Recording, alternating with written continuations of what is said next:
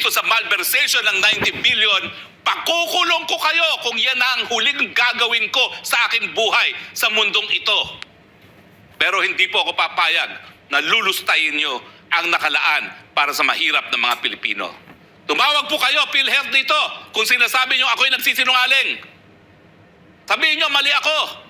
At sabihin nyo kung ano yung more noble causes. At sabihin nyo walang linalabag na batas. Bukas po ang aming linya in the interest of fairness.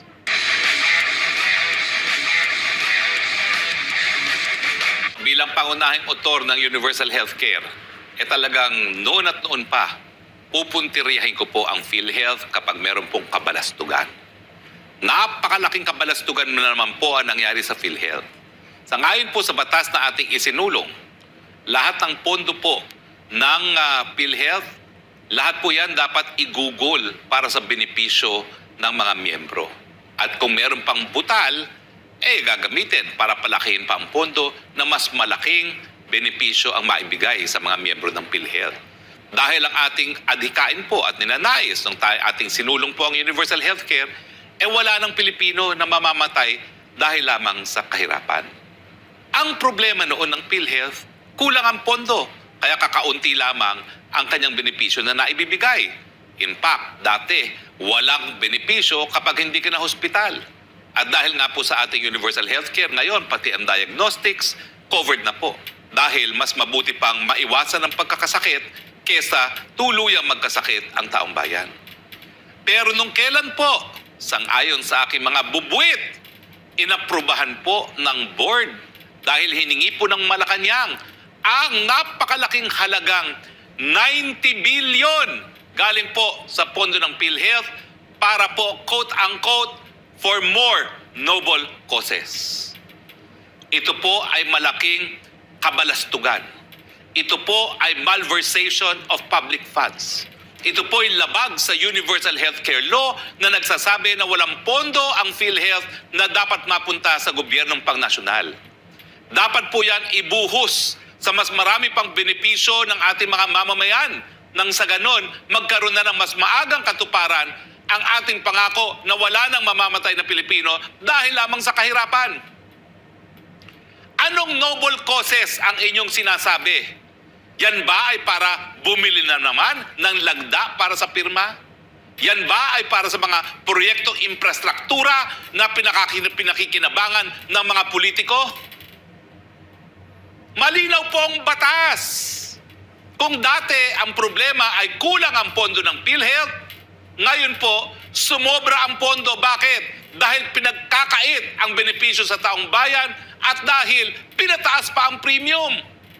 At huwag niyong pong sisihin ang batas na ating isinulong dahil yung pagtaas po ng premium, yan po ay napasa loob sa isang implementing rules and regulation na hindi po kasama dun sa ating batas na isinulong sa 17th Congress. Mahiya kayo sa mga sarili nyo at Malacanang, how dare you? Kung sobra ang pondo ng PhilHealth, dapat binawasan ang premium. Bakit nyo pa pinayagang tumaas na naman ang premium? Kung merong pondo ang PhilHealth, ibinigay nyo sana yan sa mga tulong medikal dahil ang dami pong namamatay pa rin dahil sa kahirapan lamang.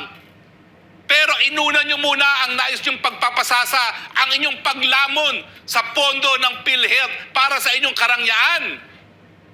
Mahiya kayo. Dahil yung pong salaping yan po'y nakalaan para sa kalusugan ng bayan. Hindi po yan para lapain ng mga politiko. Mamatay sana kayo lahat ng mga lumalamon ng pondo na nakalaan para sa kalusugan ng mga mahihirap na mga Pilipino. But because we are responsible here in SMNI, iniimbitahan ko po ang kahit sino sa PhilHealth. Tumawag po kayo ngayon sa amin para marinig ang inyong panig. In fairness, kanina pa po namin kayo tinatawagan, kaya nga po hinuli namin itong segment na ito. Bakit kayo naglaan ng 90 billion for, quote-unquote, more noble causes? Ano pa ba ho ang noble cause kung hindi doon sa maiwasan ang pagkamatay ng mahirap dahil lamang sa kahirapan? Hindi ba ho wala nang mas noble na cause pa kung hindi yung karapatan mabuhay? Dahil napakadami pong namamatay dahil hindi lang nila kayang magpagamot? Wala na pong more noble cause dyan kung tayo po ay sisiguraduhin na maprotektahan ang karapatang mabuhay, lalong-lalo na ng mga mahihirap na mga Pilipino. Pasensya na po kayo. Wala pa ako sa gobyerno, talaga po, binabantayan ko na yung PhilHealth na yan. Lalo na nung naisulong natin ang universal healthcare. Hindi pa ba sapat na mga patay ay nakakakuha ng dialysis benefit? Hindi pa ba sapat na yung hindi kinakailangan ng katarata ay binibigyan ng katarata operation para lamang makasingil? Hindi pa ba sapat yung anomalya na namibigay kayo ng grocery para lang magka-confine sa ospital lang kayo ay makakolekta sa PhilHealth? Ngayon, kayo mismong namumuno sa PhilHealth ang naglustay ng salapi ng PhilHealth para sa mga most noble causes na pinagbabawal naman sa batas. Yan ang problema sa administrasyon nito. Akala nyo, you are above the law. Pag hindi nyo po binawi ang resolusyon na yan, didemanda ko kayong lahat. Dahil yan po ay balakid sa pagiging tagumpay ng ating kaisa-isang pinaka-importanting batas na isinulong. Yang universal healthcare po, kung ako'y bukas, tatawagin na ng Panginoon at tanungin ni San Pedro anong nagawa ko dito sa planetang ito nung ako'y nabubuhay, universal healthcare. Dahil yan po ay nasa Biblia rin. Na bigyan ng tulong ang mga mahihirap. How dare you misappropriate napakalaking halaga, 90 billion pesos for more noble causes. Ano yan? Sa mga aktibidades ng First Lady? Ano yan? Pang-ayuda na naman? Para kay Speaker? Hindi na ba kayo nangilabot? Ang dami-daming namamatay dahil sa kahirapan? Tapos yung pondo na dapat ibinigay sa benepisya, ibibigay nyo pa sa mga ibang mga quote-unquote noble causes? At bakit hindi nyo inanunsyo yan? Bakit tinago nyo yan sa publiko? Kung kayo ay merong marangal na dahilan sa misappropriation ng 90 billion, bakit nyo itinago at hindi isinapubliko? Mabuti na lang, marami pang nagmamahal sa bayan at nagsiwalat nitong balitang ito sa akin dahil alam nila hindi tayo papayag. Magkikita po tayo sa korte at sisiguraduhin ko lahat kayong responsable dito sa malversation ng 90 billion. Pakukulong ko kayo kung yan na ang huling gagawin ko sa aking buhay sa mundong ito. Pero hindi po ako papayag na lulustayin nyo ang nakalaan para sa mahirap ng mga Pilipino.